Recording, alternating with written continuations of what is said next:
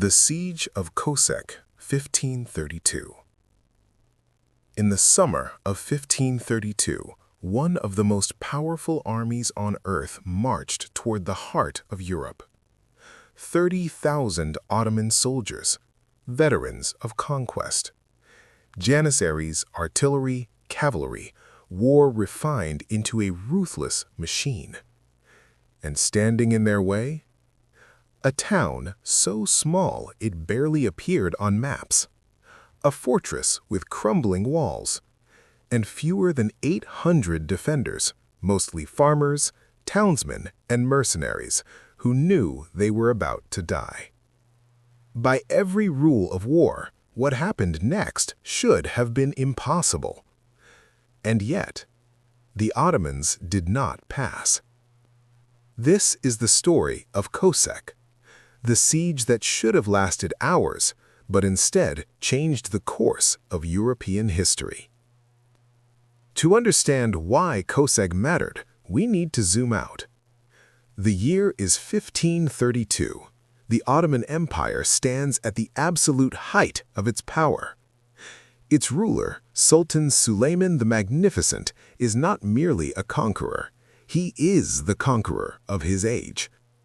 He has already crushed Hungary at the Battle of Mohacs, captured Buda, reduced the Kingdom of Hungary to chaos, proven that no European army, no matter how proud, can stand against him in open battle.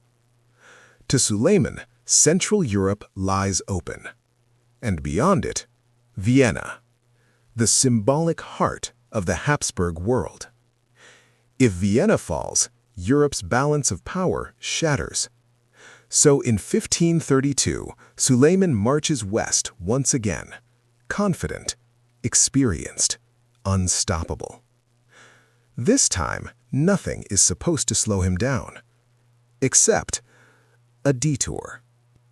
Kőszeg is not Vienna, not even close. A small border town in western Hungary, no grand cathedral, no royal palace, just a modest stone fortress guarding a crossroads. Strategically, minor. Militarily, laughable. And yet, Kőszeg lies directly in the path of the Ottoman advance. Most commanders would abandon it without a fight, but its captain does not. His name is Nikola Judicic, a Croatian nobleman in Habsburg service. Experienced, disciplined, and painfully aware of reality. He commands fewer than 800 men. They face an army at least 30 times larger. There will be no reinforcements, no relief force, no miracle weapons. Only walls and time. Judicic has a choice. Surrender immediately and spare the town, or resist and invite annihilation. He chooses to resist, not because he believes he can win, but because every day he delays the Ottomans is a day Vienna has to prepare. This is not a battle for victory. It is a battle for time. The Ottoman army appears on the horizon like a moving city. Tents stretch for miles, standards ripple in the wind. Drums and horns echo across the fields. For the defenders on the walls of Kőszeg, the sight is paralyzing. They know what this army has done elsewhere. They know how sieges usually end. Suleiman sends envoys. The terms are simple.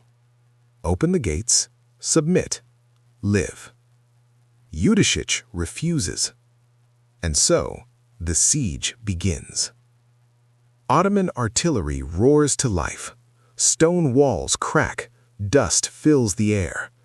Every cannon strike reminds the defenders how thin their protection truly is. Assault after assault follows. Janissaries charge the breaches, ladders rise against the walls. Arrows and musket fire darken the sky. And somehow, the defenders hold. They pour boiling pitch. They fire from windows and rooftops, anywhere they can stand. They fight not like soldiers, but like people defending their homes. Losses mount on both sides. But for the Ottomans, something feels wrong. This fortress should have fallen by now. Days turn into weeks. Each failed assault costs Suleiman something more valuable than men: momentum. The summer heat grinds the army down. Supply lines stretch thin. Disease spreads through the camps. And worst of all, the calendar keeps moving. Every delay makes a march on Vienna more dangerous. Meanwhile, in Vienna, church bells ring not in panic, but in preparation. Walls are strengthened, garrisons reinforced, plans drawn. All because 800 men refuse to die quietly. What happens next becomes legend. Some sources claim the Ottomans finally breached the walls, only to be driven back yet again. Others suggest a symbolic surrender was negotiated. Ottoman banners briefly raised, allowing Suleiman to claim victory, without fully capturing the fortress. The truth remains debated, but the outcome is clear. Suleiman halts his advance. Vienna is not attacked. The campaign is over.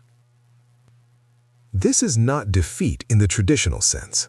The Ottoman army remains powerful, feared, capable of immense destruction. But war is not only about strength. It is about timing, logistics, weather, and risk. Suleiman weighs the odds. Autumn rains are coming. Supplies are strained. Vienna is now ready. A siege there would be long, brutal, and uncertain. So he turns south. Europe breathes again. The cost of resistance. Kőszeg survives, but barely. Its walls lie shattered. Its people are exhausted. Many defenders are dead. Nikola Judicic receives no immediate glory, no triumphal parade, no epic monument. Only quiet recognition from those who understand how close everything came to disaster. Because sometimes history does not turn on great battles, but on small places that refuse to fall. To this day, Kőszeg remembers. Every year, church bells ring at 11 a.m., marking the hour the Ottomans finally withdrew. A reminder that courage does not always look like conquest. Sometimes it looks like standing still, against impossible odds, so that others may live. Ending reflection. If Kőszeg had fallen quickly, if those gates had opened, Vienna might have burned. The map of Europe might look very different today. Instead, 800 defenders proved something timeless. Empires can be delayed, history can be bent, and even the smallest stand can echo for centuries. If you enjoyed this deep dive into forgotten battles that shaped our world, subscribe to the channel for more cinematic history stories like this one. Because history isn't just about empires, it's about the moments where everything could have gone differently.